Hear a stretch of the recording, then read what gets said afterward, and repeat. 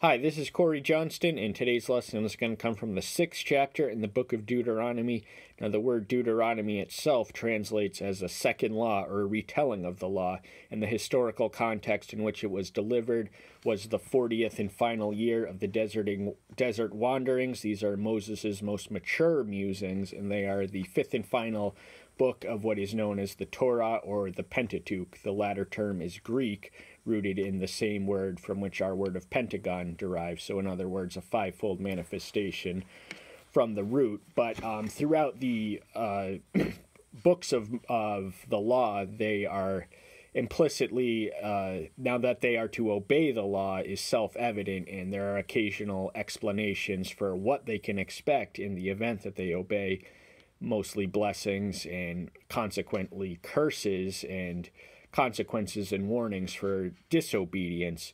But here in this book and in this chapter, really as no other, the widest purpose of the law is revealed. So the opening verse reads, "And this is the command, the laws and just judgments which Yahweh your Elohim has commanded, to teach you to do in the land which you are passing over to possess." So they had been in possession of the law, which was delivered to Moses at Sinai 40 years ago, but that the law was to be applied in the founding of their nation. Now, it had governed them. Now, mostly they failed to honor its exalted standards, but it was still in existence and binding for them throughout their wilderness wandering. And so much of the lessons they learned from the consequence of disobedience would still be applicable in the event of their disobedience, now that they were moving from a nomadic to a stationary people, where they were to eat off agriculture, whereas in the wilderness they were dependent on the provisions of manna. But we're going to get to that eventually. "So that you fear Yahweh your Elohim, to guard all his laws and his commands, which I command you, you and your sons and your grandsons, all the days of your life, and that your days shall be prolonged." So the purpose for the law was not for the benefit of the generation which had received it, although it was to their benefit. It was to be extended to all generations. So the law was to not to diminish, but to continue to have the central role governing the Israelites' moral, civil, and ceremonial lives in the land that they settled. And the promised blessing is that your days shall be prolonged. Now, obedience to divine dictates can add life to our years and years to our life, but that ought to be interpreted as a principle, not a promise. "And you shall hear, O Israel, and shall guard to do, that it might be well with you, and that you increase greatly, as Yahweh Elohim of your fathers has spoken to you, a land flowing with milk and honey." So the connection of hearing and doing is implicated. This reminds us of the New Testament passage of James 1:22, "Be ye not only hearers of the word, but doers." Yet doing is rooted in hearing, so we ought not dismiss the aspect of hearing and its functional essentialness for doing, but the ultimate manifestation and blessing comes from the doing and not the hearing. And it might be well with you, so they can increase. They will. They had a nation. They were of 1 million people on the march. They would multiply and possess the land, and the land was flowing with milk and honey. So, in other words, one of the natures of one of their complaints during the wilderness was the absence of dietary luxuries that they enjoyed as slaves in Egypt, whereas they had been, now being in the desert, their sparse life, very few species can survive in such a climate, which makes it difficult for an omnivorous creature, let alone 1 million of them, marching for 40 years. So they were wholly dependent on the provision of manna, which fell from the heaven. And the manna was comparatively bland to the leeks and all the other items which they missed. But the object lesson is that they preferred the security of bondage to the challenges of freedom. "Hear, O Israel, Yahweh our Elohim. Yahweh is one." Now, this is a favorite verse for the more militant monotheist of the Jewish community to argue that Yahweh is a singular Elohim, but the word Elohim itself is a plural connotation, and even the word one in its original Hebrew translates as a compound one. So Elohim is 3 in 1 and 1 in 3, and in the Great Commission as outlined in Matthew's 28 verses 19 through 20 or 18, somewhere in that range, when the Savior instructs the disciples to baptize and instruct in the name, the grammatically accurate singular name, and he lists all the respective members of Elohim, those being Yahweh, Yahshua, and the Ruach Kadesh. So they are one yet three. And you shall love Yahweh with your Elohim with all your heart and with all your being and with all your might. In other words, in all their engage all the faculties and all their capacities to the objective of loving the source and origin of love, and our ability to love our fellow man will increase in proportion inasmuch as we love him who loves us perfectly. And this is issued in the form of the command. Now, love, why would the Father command anyone to love him unless the greatest blessings that we may know and enjoy consist in the act of loving him who loves us perfectly and commands us to do it? And these words which I am commanding you today shall be in your heart. So it is to reside, it's to be on the forefront of their mind and application, and they are to treasure it as they would their own heart. And you shall impress them upon your children, and shall speak of them when you sit in your house, and when you walk by the way, and when you lie down, and when you rise up. So this is to be all day, every day, from this generation forward to every generation. And the imperative of educating the younger generation is incumbent upon every generation of believers, because the truth which we ignore at our own peril is that the faith is never more than one generation away from extinction. All it takes is the lapse of one generation to honor and uphold, and it's usually rooted in the elder generation failing to instruct them. So we do bear the responsibility for the maintenance of our faith and also the preservation of it. So we are to honor it, obey it in our own generation, and instruct it to the younger. And you shall bind them as a sign on your hand, and they shall be as frontlets between your eyes. So the Jews literally obeyed this commandment, and they carried what were known as flaxicartes, which were the writings of these sacred verses on their foreheads and on their arms. And the idea was to give them constant reminders to recite them and to contemplate them. And you shall write them on the doorpost of your house and on your gates. Many ancient Jewish homes did in fact contain these literal inscriptions. And the inscriptions were usually this fourth verse, the Shema, which is known as the Shema, which is translated from the Hebrew word for listen. And it reads, "Hear, O Israel, Yahweh our Elohim, Yahweh is one." Now, so centrally significant was this verse that it was, in most cases, the first phrase that Hebrew children were instructed to utter. So their entire early verbal orientation was very much directed around that phrase. And it shall be, when Yahweh your Elohim brings you into the land of which he swore to your fathers, to Abraham, to Isaac, and to Jacob, to give you great and good cities, which you did not build. So the land they were about to settle had indigenous inhabitants who were Canaanites, but their religious practices were so abominable that they had to be blotted out of the land, and that was one of the purposes which Israel came to fulfill, and to erect in its stead a spiritual witness that could resonate throughout the world. And it was promised to them, to the patriarchs of their faith, Abraham, Isaac, and Jacob, and the cities that they did not build, which they would soon inhabit, were very much the works of preceding generations of indigenous inhabitants. So they didn't come as our American ancestors did to settle a wilderness, but they came to intrude upon a civilization.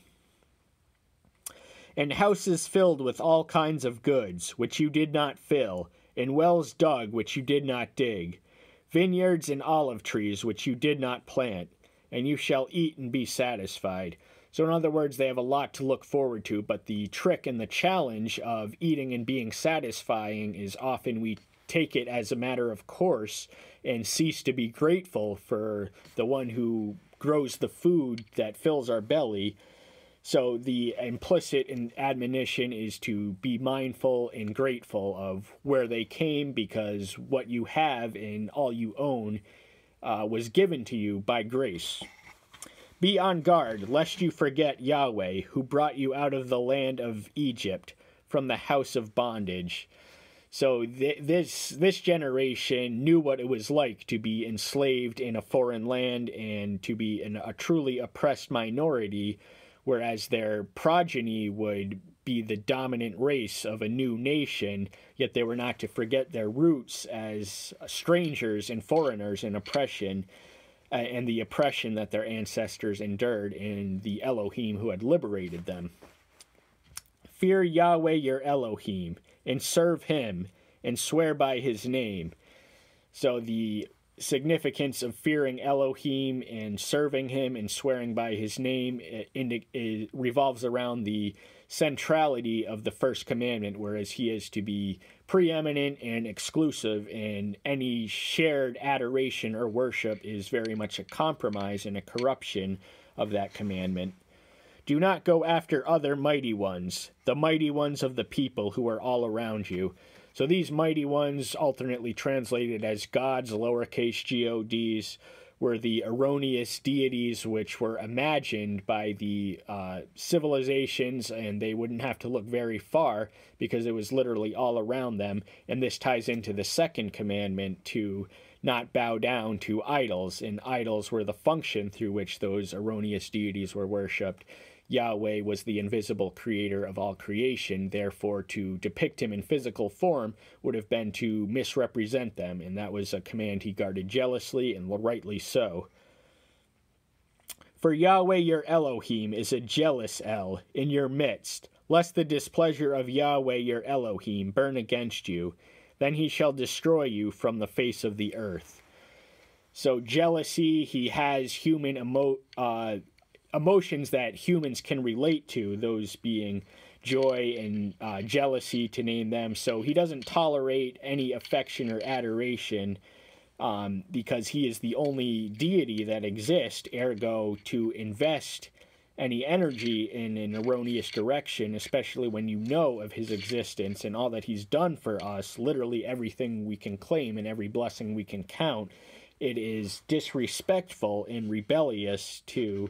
But he is also in their midst, so he is not very far. He will respond accordingly, retaliatorily, if they disobey this commandment, and their destruction shall be total and swift, and there will be no blot left of them in the event that they succumb to this sin.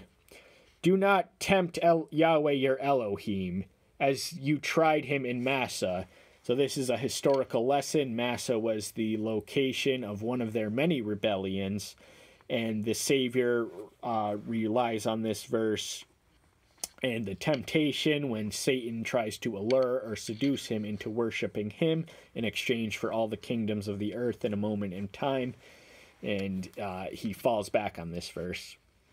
Diligently guard the commands of Yahweh your Elohim, and his witnesses, and his laws, which he has commanded you. So that they are to guard and keep and honor and uphold all these laws and etc.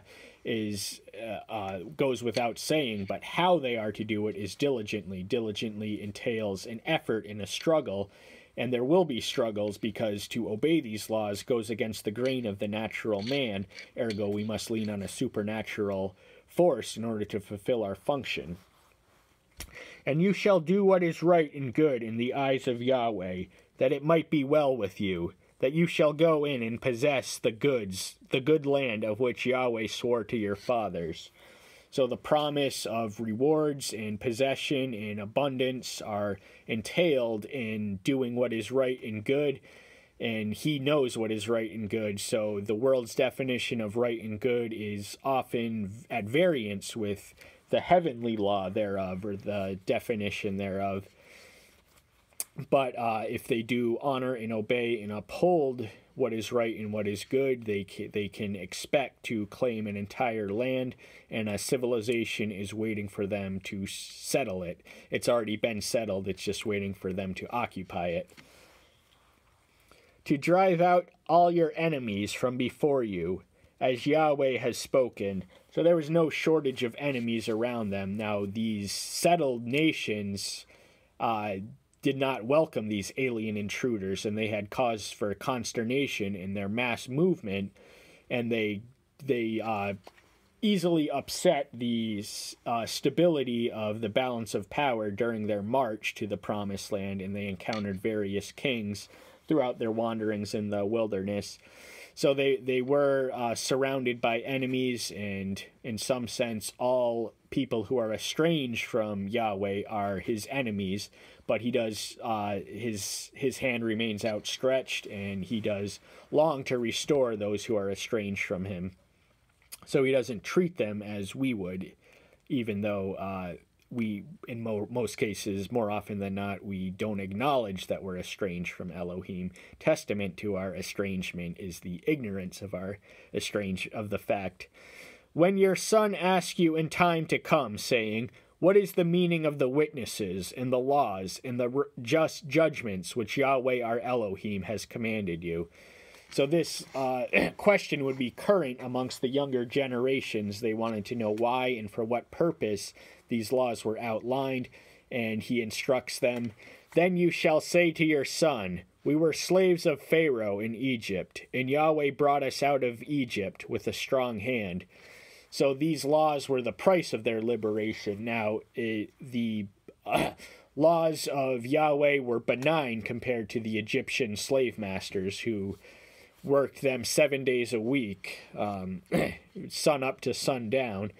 So it was really a benign exchange, even though the human natural man has an instinctive or rebellious reaction to any command or any rules, but rules are necessary evils in order to prevent unnecessary evils.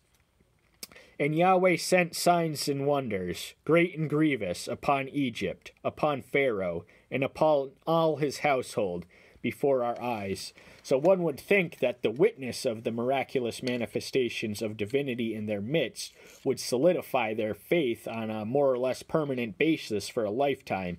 But the natural man responds to his immediate circumstances and often forgets where God has acted in previous occasions, and ceases to be grateful and ceases to be aware and retreats into doubt and confusion.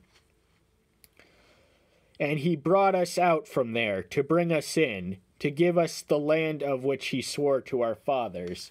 So they, at this current juncture, they were on the edge of the being brought out and bringing us in. They were at the edge of the geographical edge of the Promised Land. And the purpose for which they had been brought out was to settle in. So they had been promised, the patriarchs had been promised the Promised Land, but they had their progeny had been had been enslaved in Egypt for some time. And Yahweh commanded us to do all these laws, to fear Yahweh our Elohim, for our good always, to keep us alive, as it is today.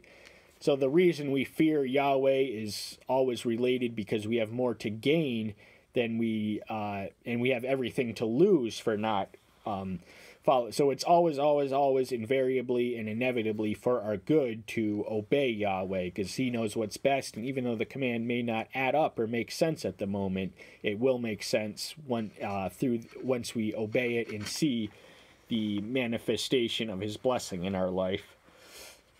And it is righteousness for us when we guard to do all this command before Yahweh our Elohim, as he has commanded us. So the blessings were twofold, or the positive outcomes were twofold for obedience to the law in its plenary scope. They were to have good government amongst themselves, and it would resound as a witness to Yahweh to the surrounding nations. And that was the purpose for which Israel was created, was to restore a lost and fallen humanity from the Elohim from whom they were estranged from. Sadly, the Jews did not fulfill the function, but the Christians have very much picked up the slack. And that's all the time we have for today. Thank you so much. Tune in next time. Bye-bye.